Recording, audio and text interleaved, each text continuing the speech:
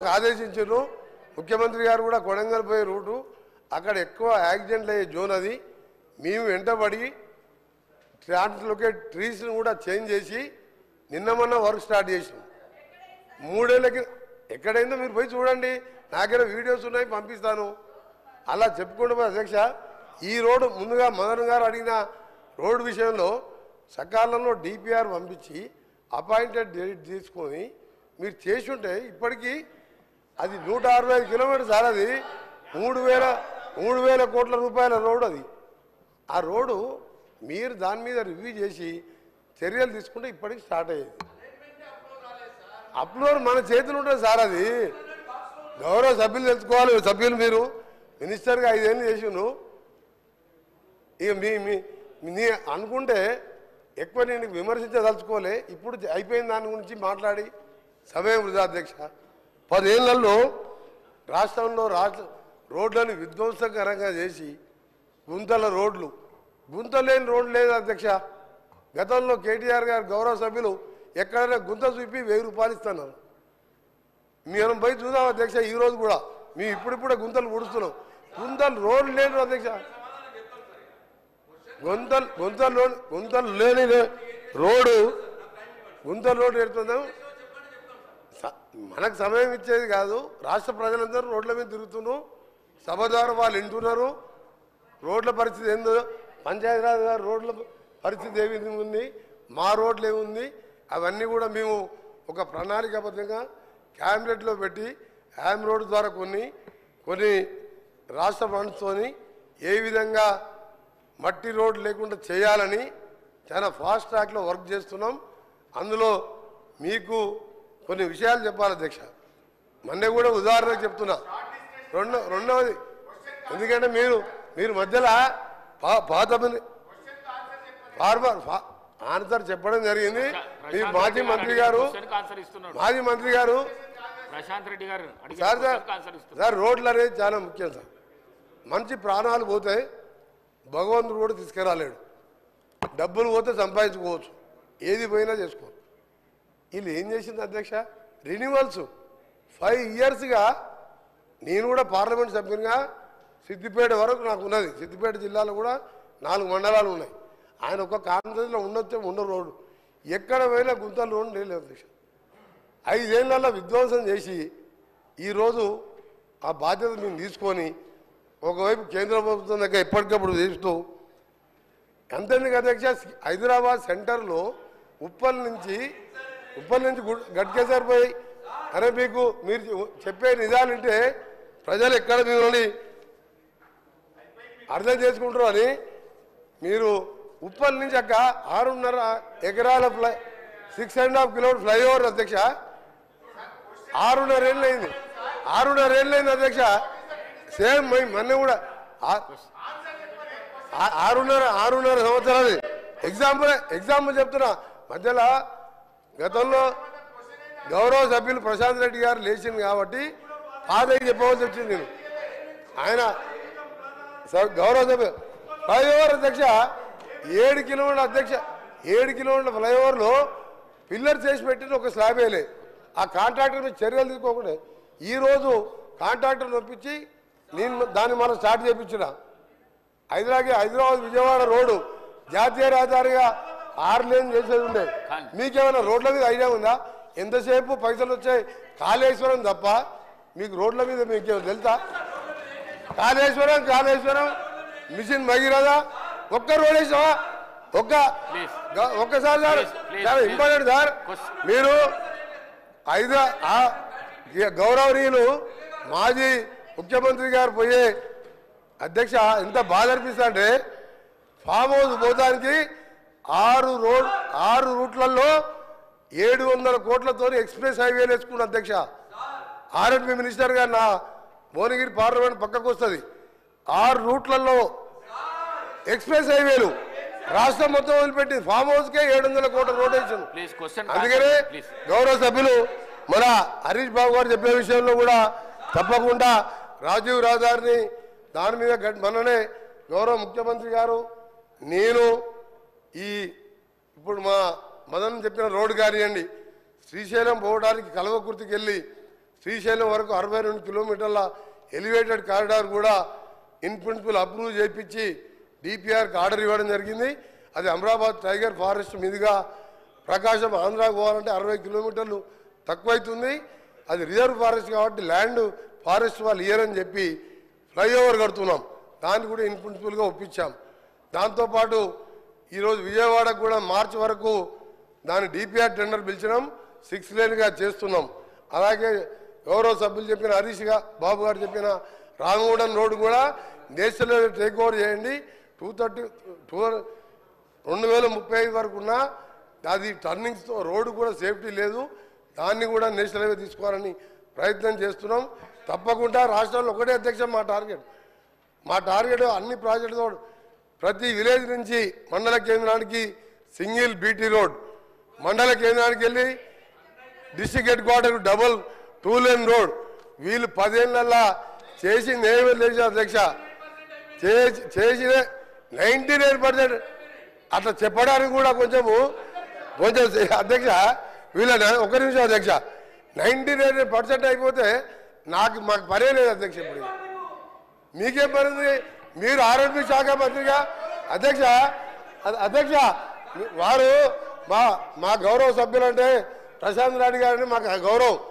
వారు ఆరోగ్య శాఖ మంత్రిగా కేసీఆర్ గారికి చాలా దగ్గర మనిషి. చండీ యాగాలు రుద్ర యాగాలు చేస్తారని చేసి కానీ రోడ్ల గురించి ఎప్పుడు పట్టించుకోలే.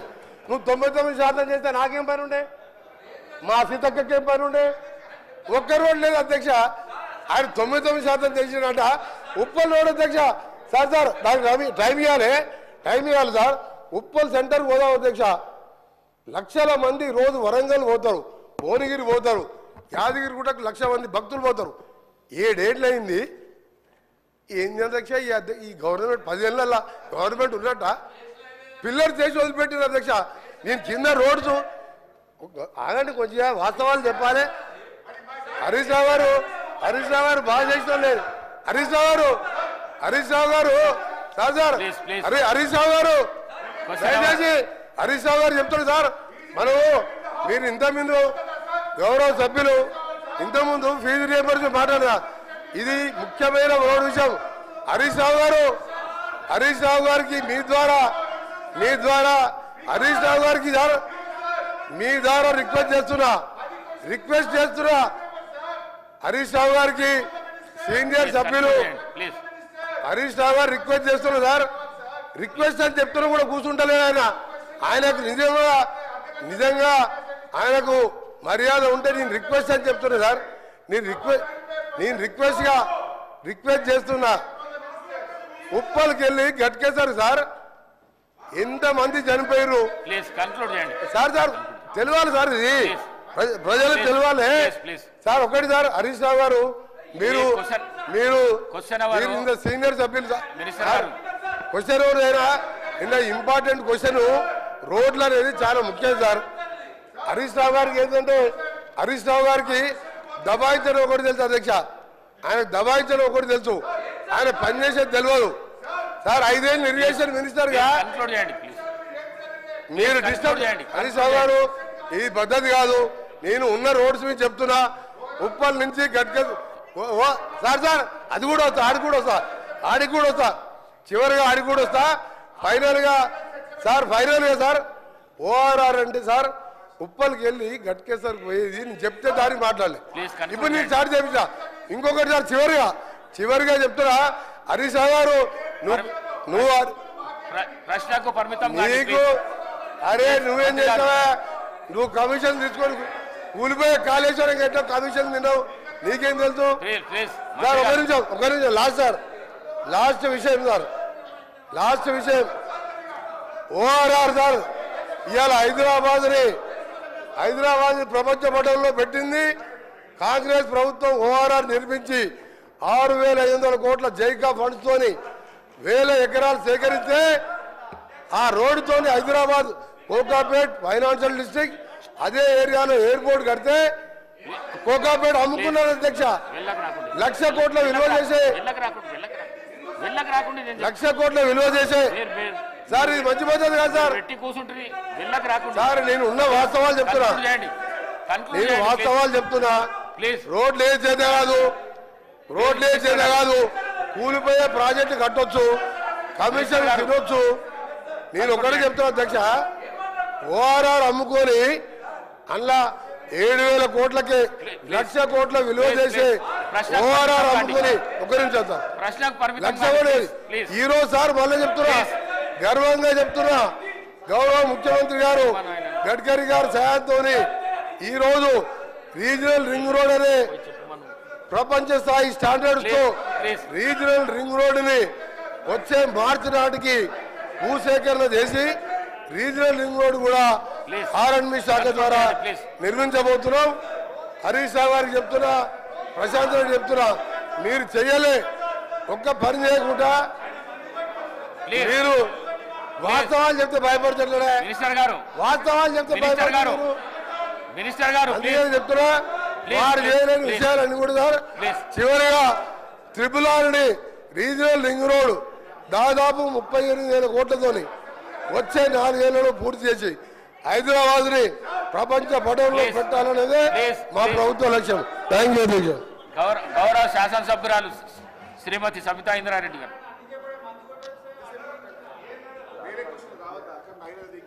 అధ్యక్ష ధన్యవాదాలు మైక్ ఇచ్చినందుకు. అధ్యక్ష లాస్ట్ అసెంబ్లీలో అసలు నాకు మైక్ ఇవ్వనన్నారు, అసలు మొత్తం 4 సంవత్సరాలు ఇవ్వరేమనుకున్నాను, ఇచ్చినందుకు ధన్యవాదాలు అధ్యక్ష. అధ్యక్ష ఈరోజు గౌరవ మంత్రి గారు సమాధానం చెప్తూ కామారెడ్డి జాతీయ రహదారి గురించి, కరీంనగర్ కామారెడ్డి ఎల్లారెడ్డి గురించి అడిగారు అధ్యక్ష. కానీ దాని తర్వాత ఇక అన్ని గౌరవ మంత్రి వారు అన్ని వివరించి చెప్పారు.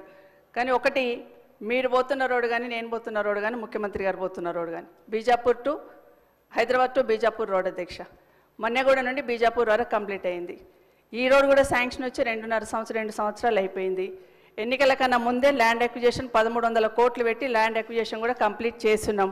గౌరవ మంత్రి గారు ఇప్పుడు వచ్చినాక ఏదో ల్యాండ్ అక్విజిషన్ చేసినామని చెప్తున్నారు, అది కరెక్ట్ కాదనేది మీ ద్వారా గౌరవ మంత్రి గారికి చెప్తున్నాను. వాళ్ళ అధికారులు తప్పుడు సంకేతాలు ఇచ్చి తప్పుడు సమాచారం ఇచ్చి ఉంటారు అధ్యక్ష.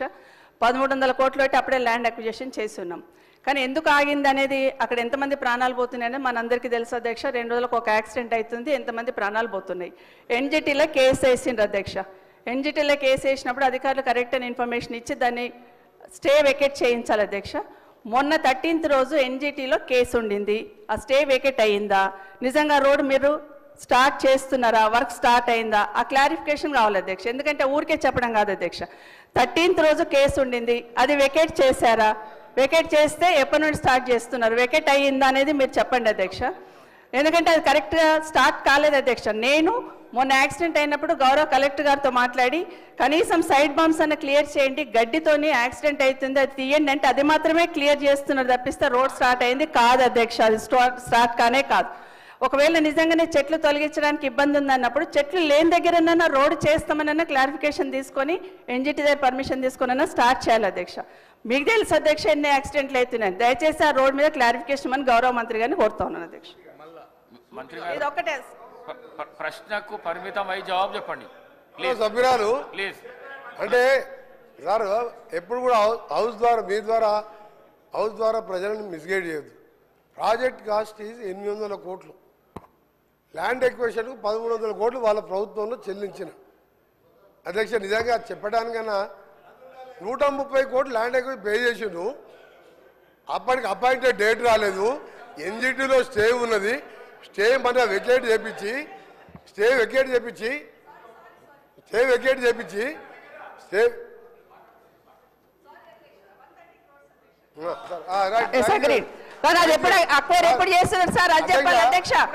అధ్యక్ష మీ ద్వారా ఒకటి అడుగుతున్నా, బిఫోర్ ఎలక్షన్స్ ల్యాండ్ అక్విజిషన్ చేసినాం కదా అధ్యక్ష, అది నేను క్లారిఫికేషన్ అడుగుతున్నాను.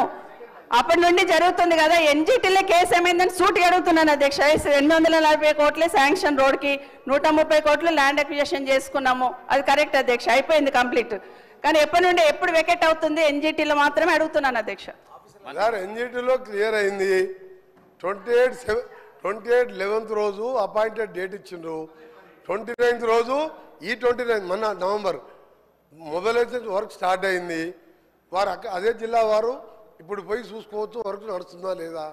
మీరు ఎప్పుడు కూడా వాస్తవాలు ఒప్పుకోవాలి. గట్కేసర్ ఫ్లైఓవర్ 7 ఏళ్ళు అయింది. మీ సంగతి చెప్పాలంటే ప్లీజ్ ఒక రోజంతా పడుతుంది అధ్యక్ష, ప్లీజ్ ప్లీజ్ ఒక రోజంతా పడుతుంది. ప్లీజ్ మంత్రి అన్ని గారు అబద్ధాలే. కన్క్లూడ్ చేయండి ప్లీజ్. ఒక్క మంచి పని చేయకుండా రాష్ట్రాన్ని 100 ఏళ్ళ విధ్వంసం సృష్టించి వీళ్ళు ఓ రోజు బేడీలు వేసుకుంటారు. బేడీలు వేస్తారు పోలీసు వాళ్ళు ఉన్నారు అధ్యక్ష, మినిస్టర్ గారు పోలీసు వాళ్ళు వేస్తారు, ప్లీజ్. రేపే మాపే పోలీసు వాళ్ళు బేడీలు వేస్తారు, కన్క్లూడ్ చేయండి ప్లీజ్. వాళ్ళు బేడీలు వేసుకునేది. ప్లీజ్. ఆ బేడీలో ఫోటో ప్లీజ్, చూస్తే మంత్రి గారు. ఒక నిమిషం సార్, ప్లీజ్, ఆ బేడీలో మంత్రి గారు, ఫోటో ప్లీజ్. చూస్తే ఇది ప్రశ్నోత్తరాల అసలు వేసుకునేది, సమయం ఇది. అసలు బేడీలు వేసుకునేది ఇద్దరు, వాళ్ళు బేడీలు వేసుకోలే, అమాయకులకు బేడీలు ప్లీజ్ మినిస్టర్ గారు బేడీలు వేస్తానికి ప్లీజ్, రేపు కన్క్లూడ్ మాప పోలీసు వాళ్ళు వస్తారు.